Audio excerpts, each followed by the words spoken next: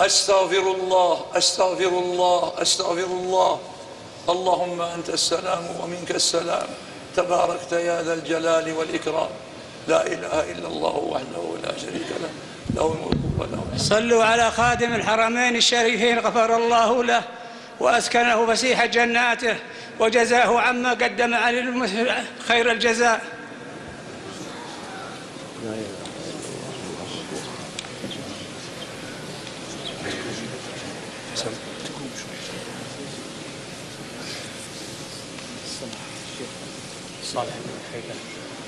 السلام عليكم. أحسن الله عليك.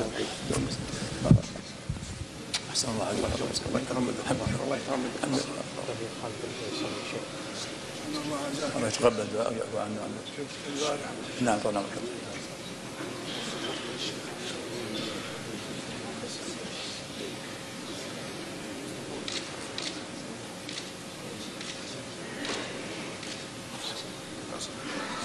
هذا سعيد تو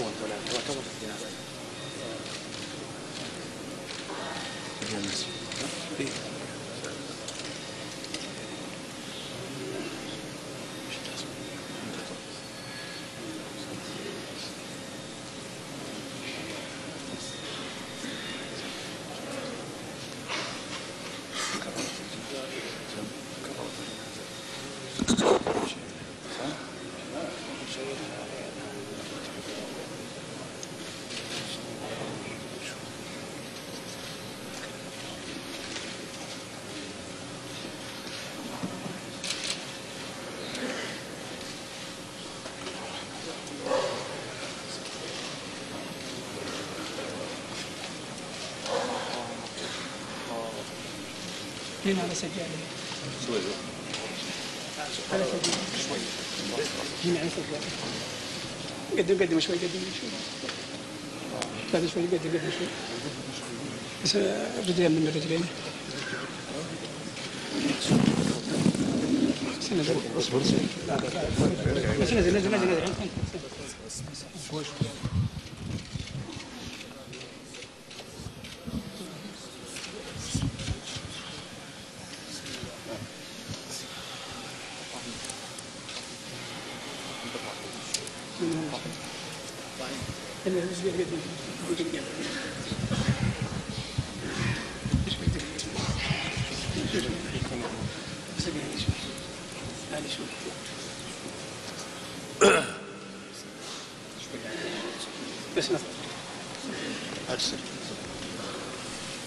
الله أكبر.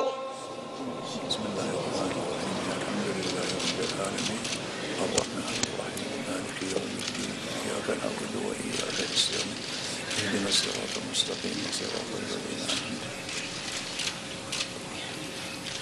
الله أكبر. اللهم صل على محمد وعلى آل محمد كما صليت على إبراهيم إنك حميد مجيد، وبارك على محمد وعلى آل محمد كما باركت على إبراهيم إنك حميد مجيد.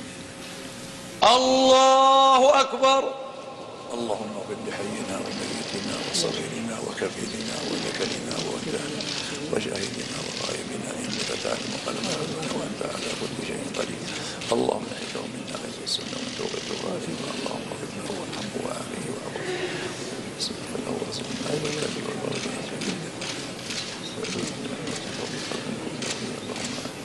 اللهم عبدك من عبدك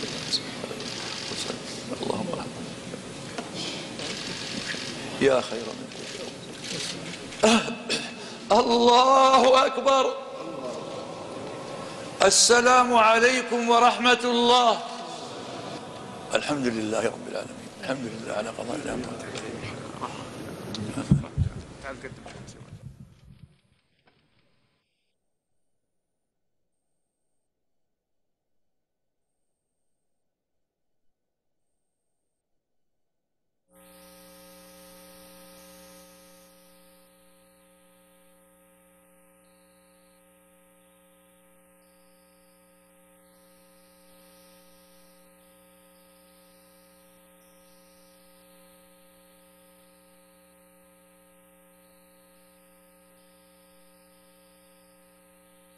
هي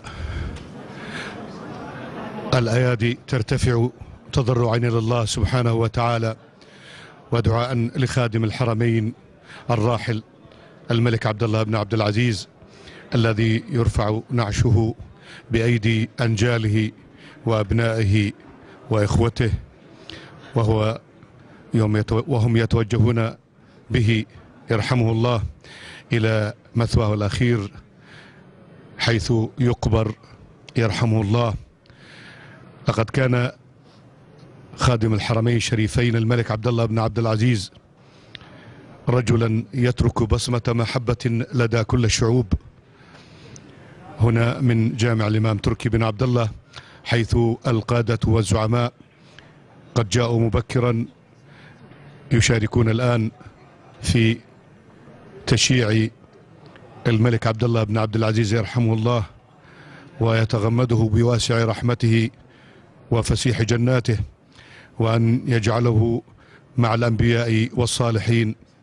الصورة تتواصل من هنا من جامع الإمام تركي بن عبد الله حيث هذا النقل المباشر، وأنقل الصورة للزميل عبد الله العيدي.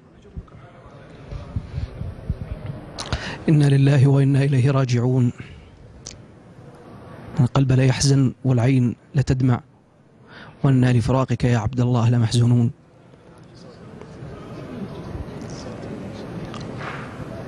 لحظات حزينة وتوافد هذه الشخصيات كلها حزنا على الملك عبد الله رحمه الله، الذي قادنا في مرحلة عصيبة، قاد هذه السفينة إلى بر الأمان والاستقرار، فجزاه الله عنا وعن المواطنين كل خير. وداعا ملك القلوب، وداعا أيها الإنسان عبد الله بن عبد العزيز الذي كان يرفض كل الألقاب رحمه الله رحمة واسعة. في هذه اللحظات يتم نقل الجثمان الملك عبد الله بن عبد العزيز إلى مقبرة العود